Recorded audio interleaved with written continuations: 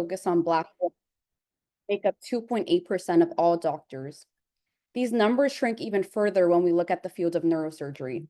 So in neurosurgery, women are vastly underrepresented, making up only 8.8% of all neurosurgeons. Only 0.5% of all neurosurgeons identify as both female and as Black or African Americans.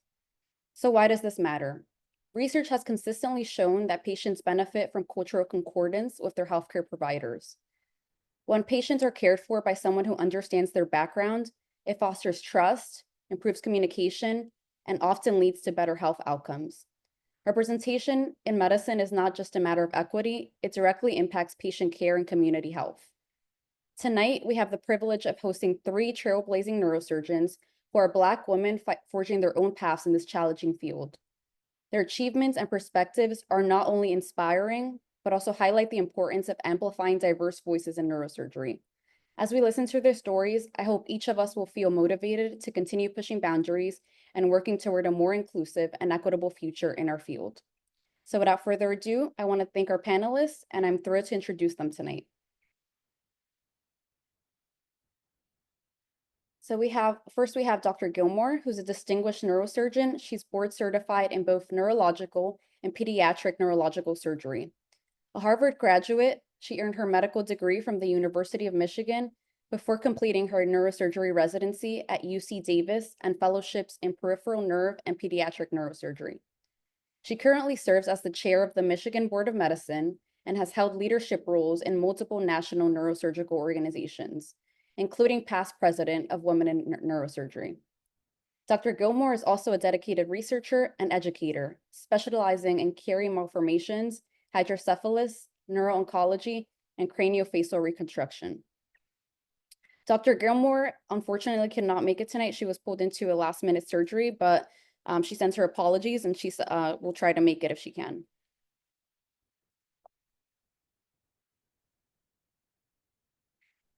Next, we have Dr. Hodges. Dr. Hodges is an associate professor of neurosurgery at University Hospital's Cleveland Medical Center, specializing in neurosurgical oncology. A summa cum laude graduate of Emory University, she earned her medical degree and completed neurosurgical residency at Duke University before pursuing a fellowship in neurosurgical oncology at MD Anderson Cancer Center. Her research focuses on brain tumor immunotherapy, clinical trial development, and treatment outcomes. Dr. Hodges is a leader in the field, serving on the executive committee of the Congress of Neurological Surgeons and actively contributing to the Society of Neuro-Oncology and the AANS.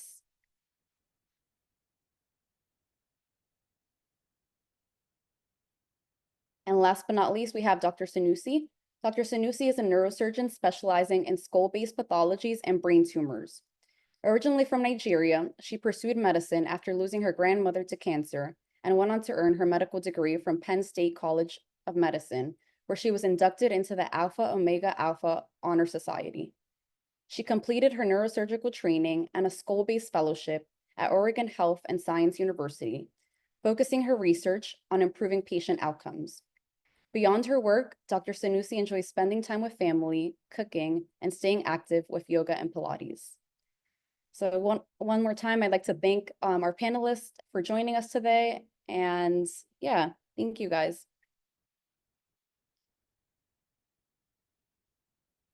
So now we're just going to jump into our questions. So what sparked your interest in neurosurgery, and what strategies or experiences were most instrumental in overcoming the challenges of entering such a competitive specialty? Dr. Hodges, if you'd like to start us off. All right, this is a loaded question, but I'll briefly, I became interested in neuroscience at first. So when I was a kid, it was like 5th or 6th grade, we had this academic decathlon competition.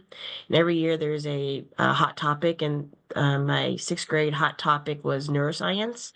So I got to read up on a lot of neuroscience books, learned about neurobiology and some of the clinical applications of neuroscience, and became really interested. And then in high school, I had the opportunity to shadow a neurologist who then basically had a colleague who was a neurosurgeon, and I got to shadow him in my hometown. So it was kind of part circumstance as far as being in the right place at the right time with the right mentors. But my interest sparked when I was a kid, just being introduced to neuroscience. And then in medical school, I really became enthralled with neurosurgery, and basically it was just I could not stay away from service. So I was always around, hanging around in the neurosurgery department, even if I was not on service. And I really enjoyed it. So I feel like a lot of people will say that neurosurgery will call you, and they tell you to look at any other specialty before you commit to neurosurgery. And I just didn't see myself doing anything else.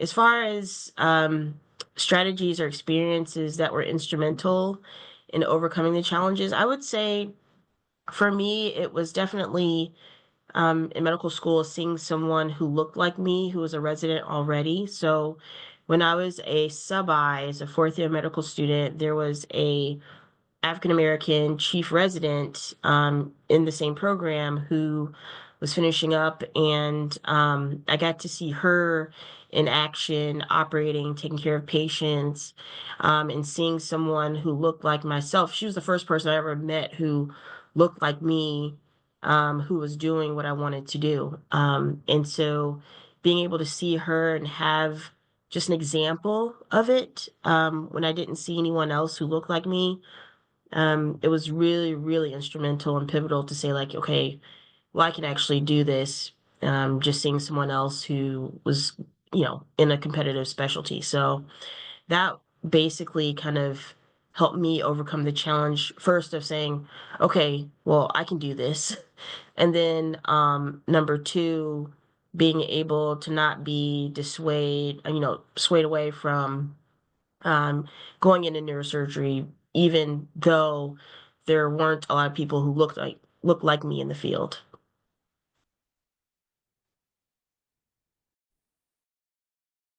Yeah, I mean, I think we have a lot in common in terms of kind of our stories, but first of all, I want to thank you guys in front of everyone to say that this is fantastic, that you guys came up with this. And I think I heard that this is the first year, right? Is that correct? So yeah, so thank you for doing this. In terms of kind of my journey is a little bit different and also similar in many ways to Dr. Aj's. So I grew up in Nigeria, as you mentioned. And like in high school, supposedly, like I knew I wanted to be a surgeon. Although my mom will say that at some point in high school, I did mention that I wanted to be a neurosurgeon. To be honest, I don't remember that part. But we did do a high school yearbook, and it's written in there. The way we did high school yearbooks in Nigeria was very different from like what you think about yearbooks here in the US. So it's like handwritten, you pass it on to your friends, the write things in there about you, and people sign it. I don't know if it's fairly similar here, but anyways, so it came over here and immigrated to the US to do, and essentially started college in the US. And in college, I shadowed a GI physician, so gastroenterology, and then I shadowed a general surgeon. And I think at that time, I knew that was when I kind of decided that I was just more of a surgeon in terms of personality, in terms of my interest.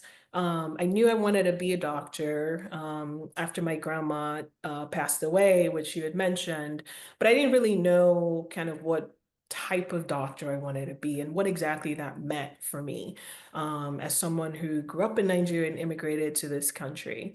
And so once I did the shadowing, I knew I wanted to be a surgeon, and then I got into medical school. And in medical school, at the time I was an international student. And I say this just in case there's people out there with similar journeys as myself. I was an international student, and so we typically at Penn State, we did neuroanatomy towards the end of second year of medical school was when we did neuroanatomy, and then that was when I fell in love with neuroanatomy. And it just sort of clicked. Like I always liked anatomy, but neuroanatomy was just very different for me. And to Dr. Audge's point, in terms of neurosurgery will call you, and then everything else is like just, second fiddle. So I had rearranged my third year schedule, and then just so I can get more face-to-face time with the neurosurgeons. And I think the rest of that is history, in the sense that, what I loved about it wasn't that I found someone that necessarily looked like me, but I found a team that believed in me and understood who I was as an individual and understood my journey, and they cared about my journey. And they saw that I had a place in neurosurgery. So that was fantastic. And so now, in terms of kind of, strategies and experiences, I think that was key for me. It was key to find a team of individuals who believed in me, who understood me, and thought that I had a role in it. And then I also had great mentors. So at the time, Dr. Arba, we used to say Arba male and Arba female. Dr. Arba was the chair at Penn State, Arba male. Um, I don't know if a lot of you are familiar with Dr. Arba. I think most in neurosurgery are, so depending on kind of how into neurosurgery you are. But anyways, so both of them were great mentors for me, and they were very different. I mean, in terms of what they mentored and what part of me that they mentored. So Arba female mentored the female part of me, right? In terms of how do you walk in line, understanding that, neurosurgery is male dominated. How do you kind of find your way in that tricky instance? Versus Arba male was more like, I see you, I understand you, I understand your journey, regardless of the fact that you're female, you're Black. I see you taking up space in this, and you doing well. So that was very, very instrumental for me.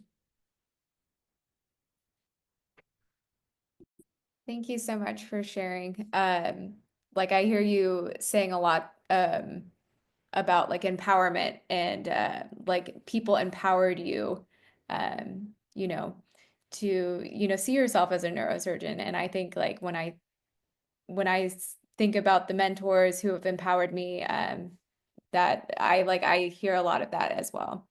All right, so for our second question, in your experiences as neurosurgeons, how have your intersecting identities influenced your approach to patient care, teamwork, and leadership within the field? All right, Dr. Sanusi, do you want to start with this one?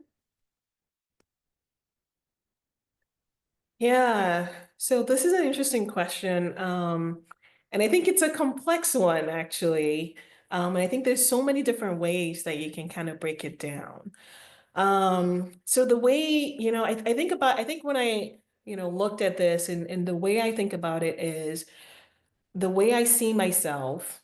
I am well aware of the fact that all those numbers that Betsy had mentioned at the beginning, right?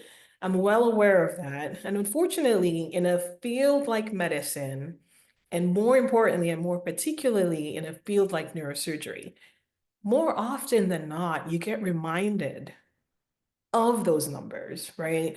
Whether it's via the subtleties in, you walk into a room, your badge is in place, but then they're asking if you're going to be the person that's going to clear their meal or take their meal, or, things of that sort. So I try to pay attention to kind of how I carry myself, in that sense of how I carry myself, and making sure that no matter what I do, I come in prepared to that. So whether that's preparing for cases, whether that's, preparing for conferences and lectures and things like that. But then also seeing myself in other individuals, right? And trying to figure out ways I relate to people, or ways I could bridge that gap. So from a patient care perspective, one of the things I try to pay attention to is seeing a family member in that patient, right? So sometimes, I think there's a lot that gets lost in translation when we see patients and when we're taking care of individuals. And I think it's important that we try to bridge that gap. So I think the way, when we talk about experiences in neurosurgeon and intersecting identities, I certainly pay attention to how I carry myself, both as a female in the field, but then also as a minority, two separate identities, but then also how those identities mix and intersect, I think is also very important in there. So I think that's the way I thought about it. I don't know. I'm curious what Dr. Hodges, what her response is to this. No, that is a very complex question indeed, because in each aspect, so patient care is one aspect, teamwork is another, leadership is a different thing in itself. I mean, for patient care, even when I was a resident and a fellow, like there were things as a Black woman that I know about that my colleagues don't know about, right? So when patients who look like you have like specific questions or specific things that they're talking about that your attending may not know what they're talking about, you can help bridge that gap in communication barrier. I remember one time where a patient asked, we did like a hemicraniectomy for this huge cerebral abscess, and a patient who had a nasal infection. It was a pediatric case, and the kid was like 14. And we saw her for a post-op visit, me and my attending at the time. And she was asking about her hair, like what can she do with her hair?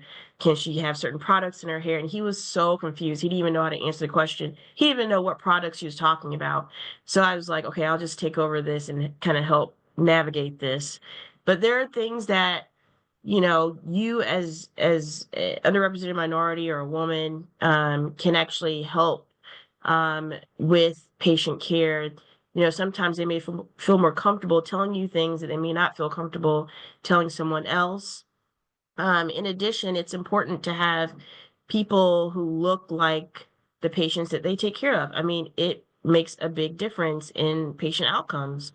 And so it also in like basically helps build trust as well. And in a field where, for African Americans, there was a huge mistrust of the medical system, and it's warranted given, the syphilis issues back in the day, and there's so many things that or historically have contributed to that. And so having people who look like the communities that they take care of is extremely important. Now, in addition, teamwork. So there's different types of teamwork, right? Working with your co-residents, working with other people outside of neurosurgery. And then for me, and I'm sure as Dr. Sanusi, you have your own team that you work with. So like I have my nurse practitioner, my nurse, my administrator, who I work with on a daily basis. And then, with our brain tumor team, like I manage that 24/7. So I have to deal with a lot of different personalities, a lot of different folks who come from so many different backgrounds. And I think it's important to, even if you don't necessarily identify or agree with, what people may say, because we all come from different backgrounds, but I think, you being a woman, being, an underrepresented minority, I think there's an appreciation for diversity of thought, diversity of listening to other ways of thinking in order to build teams. I think it's extremely important. And then, leadership within the field, neurosurgery, as you all know, is heavily male dominated. I think there's importance for having a voice when it comes for women in the field, underrepresented minorities in the field, that things need to change, and they are changing.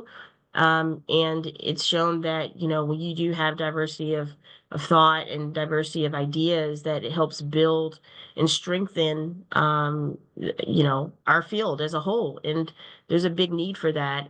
There's always been a big need for it. But I think with you guys doing things like this today, and continuing to bridge the gap, continuing to show women that neurosurgery is something that they can do, it can only make things better. And so I think, from all those different aspects, there are ways that as a neurosurgeon, you can, having these different identities as your body is going through space, going through these different spaces, there are ways that you can utilize those identities to, improve patient outcomes, improve your team building skills, and also, becoming a leader in the field, whatever that may be, because there's so many needs when it comes to neurosurgery, especially when it comes to making things better for our, our mission and our field. Yeah, no, I completely agree with that. And, the one thing I would add to what we've both said is one of the things too, that I think is glaring is the way women, whether that's, dual identities, minority, or just women in general, right? The way you're kind of viewed in such a field as this is very different, right? I mean, we've probably all experienced situations where your male counterparts do something and they're assertive, they take ownership of the operating room, right? But as a woman, the way you have to kind of navigate that field is a little bit different. You have to find the balance of being assertive without someone thinking that you're aggressive, right? I think it's easy for people to kind of see you in that light no matter what you do, or to be taken for granted, or you send a you make a comment and that comment is thought of differently. So I do think that the more women and the more representation that we have in neurosurgery and in surgery in general, right, I think the better it is for those microaggressions and those biases that people have without really realizing, or for the most part, I hope, realizing that they have those biases. And that's how we're going to change the field of neurosurgery and how people view women in neurosurgery. Yeah, thank you both so much for sharing. I think that intersectionality is something that's often not considered, or I don't know, maybe understood. So I really enjoyed hearing both of your perspectives on that. All right, so for our third question, why do you believe representation in neurosurgery, and in medicine more broadly, is vital for advancing equity and improving health outcomes in the Black communities? So Dr. Hodges, do you want to start with this one? Yeah, I mean, I kind of alluded to it earlier, but representation in neurosurgery, I mean, data shows that if you have people who look like the communities that they serve, those patients do better. And this is on the NIH website. You can find this data. It's there. And this is just in medicine, period. And so, neurosurgery is a very small microcosm of medicine. I get it, but it's extremely important. I mean, we take care of patients. Like I work at a level 1 trauma center, right? And there's a lot of gun violence, a lot of motor vehicle accidents, so many different things that happen in our communities. And, it's important. You do the surgery, right? But then there's follow up, there's post-operative care, there's this psychosocial aspect that goes into post-operative care for our patients. And you have to have a stake in the community that you serve. I think for me, I mean, for example, I live in Cleveland, Ohio. I'm not from Cleveland, but I've lived in Cleveland now for a little over 7 years. Our city historically has been extremely divided when it comes to race. There's like different sides of the community, right? And we serve all those patients. We serve all patients. But it's really important. We give to the community by offering our neurosurgical services. But in addition, our hospital and our some of our grants and foundations, we go back into the community and give back to the community. So we offer free health clinics. We go out and volunteer at the food banks. We do free healthcare screenings. I go out into communities at local schools to show folks what we do as surgeons, and do things to prevent certain types of trauma and accidents and safety. I think those things are extremely important when it comes to health, improving health in our communities. And in addition, I think, again, like I mentioned before, it creates that element of trust, when it comes to medicine and Black populations who have historically been underserved. And true, we're in a very subspecialized field, but we're on the front lines and we see the outcomes of patients who are hit with neurological diseases and need neurosurgical intervention. And so, representation in neurosurgery is extremely important when it comes to improving health outcomes in underserved communities. And for those reasons I mentioned, for sure. And I think everyone has a responsibility, regardless of if you're an underrepresented minority or not, to give back to those communities and not, take from the community, but give back to the community in order to improve equity, improve health outcomes, and really just for the overall societal benefit.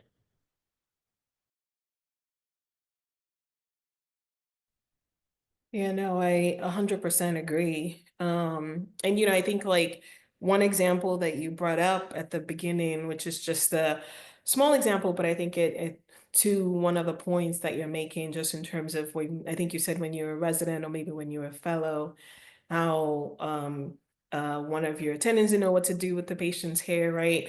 I mean, the number, I have stories on that, right? I mean, I've had patients ask me like, oh, when can I, put relaxer in my hair, or when can I do whatever to my hair? And you have to kind of, first of all, understand what they mean by that and understand why that's important to the individual that's asking you that question, and understand the meaning of it and being able to provide, in order for you to be able to provide that answer, right? And then, the other thing too is one of the downsides, or one of the things you notice in medicine is when you look at all these research studies that people quote and cite all the time, most research studies, if you actually look at the demographics of the research study, minorities are a small population of that, right? And then we use those research studies to treat patients, and those research studies turn into Bible, right? They turn into Bible, and it just gets passed down one senior resident to junior resident to, so on and forth, right? And in order for you to understand and to be able to catch things like that when you're reading those research papers, you have to care about that, and you have to understand that why that's important. And a lot of it also goes into trust of the medical community, right? So it goes back to what Dr. Ajay was just saying. Representation matters. That's how you build trust. When you build trust, that's how you get people to sign up for research projects. When you have them participate in those research projects, that's when those research actually matters in terms of their true health. And we're not just, inferring from a study that's, 95% white or other demographics. So I think that a lot of that matters. I think it's important to build trust. I think it's important to give back to the community. And I think it's important to understand what that community values, right? And when you understand what the community values, that's also goes back to building trust. That's how you're going to be able to build trust with that community. Thank you for sharing that. I think that's definitely like reaffirming for all of us to hear as well, for like how we approach patient care, even like reading the research studies, like you were saying. I hadn't really thought about that before, so thank you. So for our final question, or final preset question before we go to the open Q&A, it's what advice would you offer to aspiring women neurosurgeons, particularly those who share your cultural or socioeconomic background as they navigate the path to successful career in neurosurgery? So, Dr. Sanusi, would you like to start with this one? Man, there's so many different advices. I mean, I guess I imagine that if I was to come up with one succinct kind of advice, I think is the way I thought about this. I think when I think about my journey and when I thought about this question, the one thing I came up with is I think that it's important for you to find mentors that truly believe in you. And sometimes I think one of the things that happens is you end up in a situation where you feel like you have to find mentors that look like you. And if you don't find mentors that look like you, that you couldn't necessarily find a good mentor, right? And while I 100% agree, you have to find mentors that look like you in an ideal situation. But when we go back to the percentage and to the numbers that Betsy had started out, until we increase the percentage and those numbers, right? As we're in the process of increasing those numbers, I think it may be hard to find one-to-one mentors. So I think it's also important to be mindful of that great mentors do not necessarily have to look like you, but great mentors have to believe in you. And I want to say that again, great mentors don't have to look like you, but they have to believe in you. And the reason I'm highlighting this in that is sometimes you find mentors that look like you, but they don't necessarily believe in you. Then that's not a great mentor. But you could find a mentor that doesn't look like you, but they 100% believe in you. And that was how I got into neurosurgery. So that would be my one advice. Perfect. I can't even I can't, I mean, that's exactly what I would say is just find as many mentors as you can, but there are mentors and then there are sponsors, right? So a sponsor is so a mentor is somebody who kind of mentors you through as you're going along the journey. And you can have different mentors for different things, like Dr. Sanusi mentioned. Even now as an attending and who's been practicing, I still have mentors, mentors who are of similar kind of rank as me, mentors who are full professors, mentors who offer, advice for research, mentors who offer advice for my personal life, just they're mentors for everything, right? But a sponsor is someone like, Dr. Sanusi, who believes in you, who can basically say like, hey, I know this person, I've worked with this person, I know their passion for neurosurgery and how hard they work, and I am putting my name on the line for this person. So I'm recommending this person to you, and this is why, right? And so these are the people who, make the phone call to say, I think you'll be great to be on this committee, or I think you will be great for this leadership opportunity, or for this course to learn more about X, Y, or Z, right? These are the people who are your sponsors. And sometimes your sponsors are lifelong. Like, for me, my sponsor is definitely my former chair when I was a resident. I mean, he doesn't look like me at all. Like, we are completely different. We're from two different planets, okay? But he, I've known him since I was a medical student. He knows me really well. He knows my work ethic. He knows what I can do. We've had plenty of conversations about my career choices. I mean, he knows everything about me when it comes to neurosurgery, and I trust him implicitly. And even though we're different, he is he's one of my sponsors. And if I ever had a question or needed advice or needed a connection, he is one of my go-to people. And so I think it's important to know that, again, like Dr. Sanusi mentioned, you don't have to have a mentor who looks like you or has the same cultural background as you in order to go into neurosurgery. But it's good to have somebody who does share some of your experiences, but it's not necessary, because at the end of the day, the goal is to take care of patients, be a great neurosurgeon, technical skills, clinical skills, and then basically taking your background of what as an individual, and you take those experiences with you into your patient care. But again, I think, for me, I've had so many different paths. I've met so many different people in different stages of my life when it came to training, fellowship, being on faculty. Your experiences change, and sometimes you move to different parts of the country when it comes to training, and you just have to build those relationships each step of the way. Like, I moved from North Carolina to Texas. I was in DC for a little bit. And then you meet new people every time, right? And you have to restart everything over again sometimes. And so, but it's important. It's good to get a different flavor of different things, how people practice differently. So you can basically take all those little bits and become a good neurosurgeon. And so I think those are important things to think about. But, out of all this, I think mentorship is probably the biggest component. Finding a good mentor, finding someone who can sponsor you, finding someone who can offer you advice and help you along this path.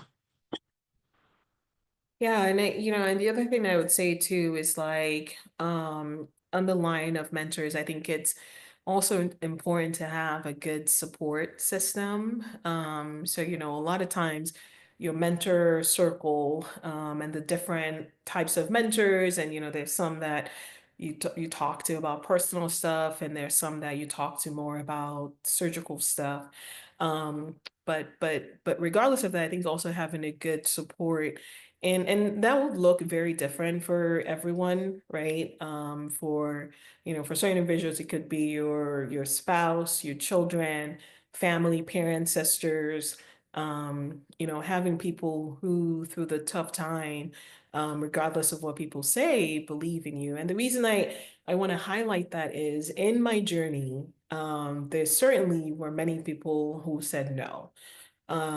And you will encounter, depending on where you are in your journey, you're going to encounter people that are gonna say no. Or people who, for whatever reason, like I said, I was an international student. I had people tell me like, oh, it's impossible for an international student to get into medicine. And in the US, that's just not a thing. You might as well just do, go to pharmacy, do something else. Right. And so you're going to encounter people who they don't see that vision. They don't see the vision that you have. They don't understand your purpose. And in those scenarios, that's where those support systems rally together with you, right? They know those are the people that are going to say, oh, don't, forget about that. They don't know you. This is what you want to do. This is how you're going to do it. So mentors and having a great support system, I think, is absolutely necessary. Because the path it's arduous. It's, it is what it is. It's neurosurgery. But it certainly is doable. And I think it's great.